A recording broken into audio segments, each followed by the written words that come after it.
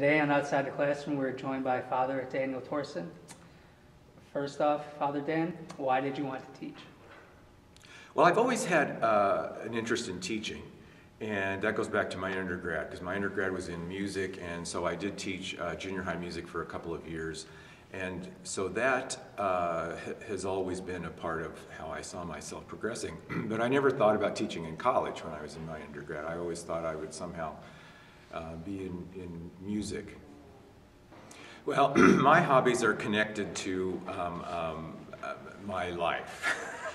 So the biggest hobby would be reading and keeping up with theology, and going along with that, I think it's critical and essential that I'm interacting with the political world and world issues, and so to keep up on that, I think is a daily part of my life.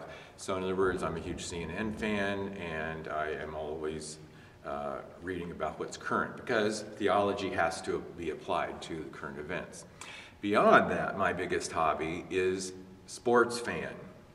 And so I have become a huge Lewis women's and men's volleyball fan. But I've always been a sports fan because, being from Nebraska, we had nothing else to do except to watch the Cornhuskers. And they have had good teams throughout my life, and so I always followed sports. Mm-hmm. I'm a classical music fan and a classic jazz fan. So those would include varied, like I love, like Stravinsky and Tchaikovsky, from that vein, and then from the jazz era, Harry Connick Jr. It would be a modern version of good solid jazz. My favorite movie, I'm going back a few years into classics, and I'm going to name two. Good Will Hunting and Dead Poets Society. I think actors are just classic, and the points of those movies is, even to this day, if you were to watch it, maybe they're a little time sensitive, timed, but the point of the movie is excellent. So, well, I mentioned I'm from Nebraska. I don't know if a lot of people know that. I grew up in a small town of 1,000. My graduating class had 40 students in it.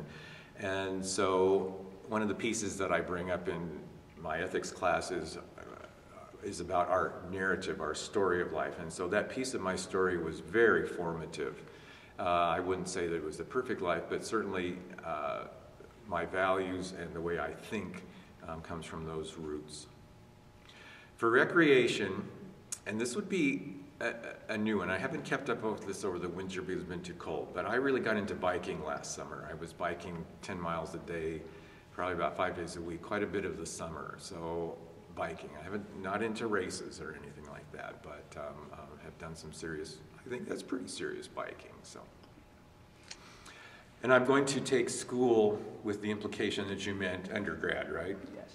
And that answer is very clear, definitely not.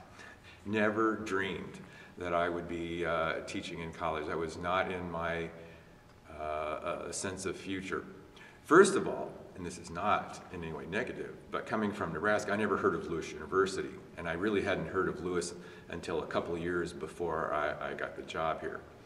So not only did I not hear of coming to Lewis, but I had said at one point, several points in my life, that number one, I would never want to live in Chicagoland. It's just too big and too many people. Well, that has completely shifted as well, because I have grown to love Chicagoland. I love going downtown Chicago. It's always mystery and awe. It's so beautiful, and I love the architecture.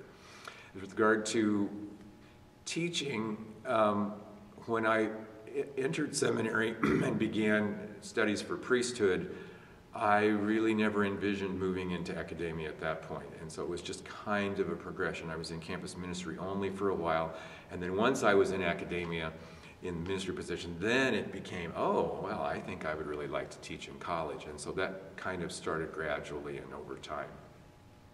Well, since I did my seminary in St. John's University, Collegeville, Minnesota, about 90 miles from the Twin Cities, I'm still a Twin Cities fan. And And so to go to Minneapolis-St. Paul, and again, lots of culture and friends, and so I tend to go up there once or twice a year, so I like the Twin Cities.